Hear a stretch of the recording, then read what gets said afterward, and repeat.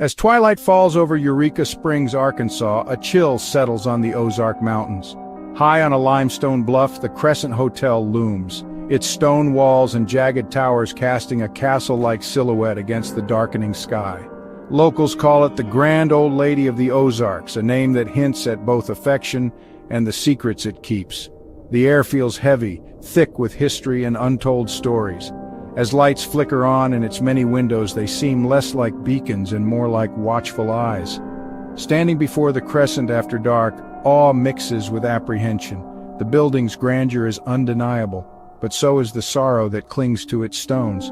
The hotel presides over the town, not just as a landmark, but as a keeper of memories, joyful and tragic. Its reputation as America's most haunted hotel is well earned, with over a century of documented paranormal activity and chilling tales. These stories aren't just whispers, they're woven into the hotel's identity, drawing the curious and the brave. As night deepens, the Crescent stands ready to share its ghostly tales with those willing to listen. The question is, are you prepared for what you might hear? The Crescent Hotel opened in 1886, a luxurious resort for the wealthy seeking Eureka Springs healing waters. Built from native limestone, it boasted electric lights, elevators, and lavish amenities, becoming the crown jewel of the Ozarks. For a brief time, it was the center of high society, hosting grand balls and elegant dinners. But as belief in the springs faded, so did the hotel's fortunes. By the early 1900s, its opulent halls grew quiet, and the building sat empty for stretches, a lonely giant on the hill. In 1908, it found new life as the Crescent College and Conservatory for Young Women, its suites transformed into dorms and classrooms. For 2 decades, the building echoed with youthful energy, but also saw its share of sorrow, illness, accidents, heartbreak. The Great Depression forced the college to close in 1924, leaving the hotel dark once more. It had been a playground for the rich and a place of learning for the young, but its most infamous chapter was yet to come. A new owner was on the horizon, one who would twist the hotel's purpose into something far more sinister. In 1937, Norman G. Baker, a flamboyant inventor and notorious fraud, bought the Crescent Hotel. He painted it garish purple and white, transforming it into the Baker Cancer Curable Hospital. Baker claimed to cure cancer with a secret formula, luring desperate patients from across the country. His treatments were nothing but worthless tonics, and the hotel became a place of false hope and suffering. Behind closed doors, the basement was converted into a morgue and laboratory where bodies and organs were stored in jars. Staff were sworn to secrecy as Baker's patients endured pain and despair, their tragedies hidden from the world. In 1939, Baker was arrested for mail fraud. His hospital shut down, but the emotional scars remained. The anguish of hundreds of patients and families seeped into the hotel's walls, fueling its haunted reputation. Many believe the spirits of Baker's victims still wander, searching for a cure that never existed. The Crescent's legacy was forever stained by this era of cruelty and deception. Its most chilling hauntings trace back to these dark days. Many of the Crescent's most famous ghosts are tied to its tragic history. Michael, an Irish stonemason who died during construction, is said to haunt room 218, where guests report flickering lights, moving objects, and phantom touches. The basement, once Baker's morgue, is a hotspot for paranormal activity. Visitors report being touched or scratched by unseen forces, and some have seen a nurse in white pushing a gurney through the shadows. Moans and cries echo from the cold, empty space, believed to be the lingering anguish of Baker's patients. Other spirits include Theodora, a former patient seen in room 419, and a Victorian gentleman near the grand staircase. Even a ghostly cat, Morris, is said to curl up at the foot of guest beds before vanishing.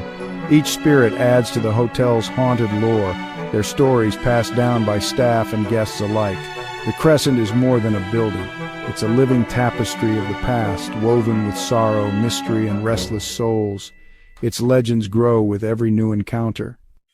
The Crescent's ghost stories aren't just relics, they're lived by guests and staff every day. Visitors report waking to see a nurse in old-fashioned uniform at the foot of their bed, or hear the squeak of a gurney in empty hallways. Housekeepers find rooms mysteriously rearranged moments after cleaning. Clothes pulled out, pillows tossed, items moved. In the crystal dining room, wine glasses slide off tables and faint music plays when the room is empty. Guests complain of noisy children running the halls, only to learn no children are staying on their floor. Sudden chills and the feeling of being watched are common, especially near the morgue and room 218. A maintenance worker fixing a flickering light felt a tap on his shoulder, then a shove, though no one was there.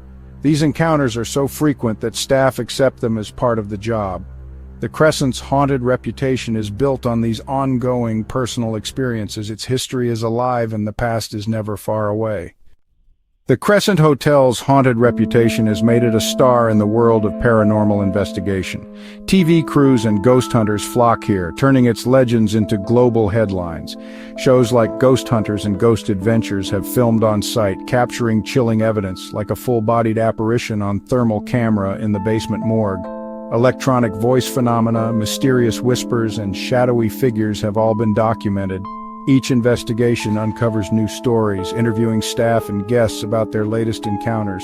The hotel embraces its haunted identity, displaying memorabilia from its many TV appearances. This media spotlight has transformed the Crescent from a regional curiosity into an international destination for ghost seekers. Thousands visit each year, hoping to experience the supernatural for themselves. The cameras may leave, but the stories remain, cementing the Crescent's legacy as a place where the veil between worlds is thin. Its ghostly narrative continues to grow with every new visitor. Why does the Crescent Hotel hold on to its past so tightly? Some say it's residual hauntings, emotional energy trapped in the stones, replaying moments of fear and sorrow. Others point to the stone tape theory, suggesting the limestone itself records and stores traumatic events. Whatever the cause, the hotel is a silent witness, forever replaying its most haunting memories. Today, the Crescent thrives as a business, embracing its ghostly reputation with nightly tours and haunted room bookings. Guides share chilling stories and evidence, leading guests through the hotel's most active hotspots. For the truly daring, a night in room 218 or the basement might bring a face-to-face encounter with the unknown. The grand old lady of the Ozarks stands watch, her secrets locked within her walls. Whether you believe in ghosts or not, the experience leaves a lasting impression. So, would you dare to check in and see if the tales are true?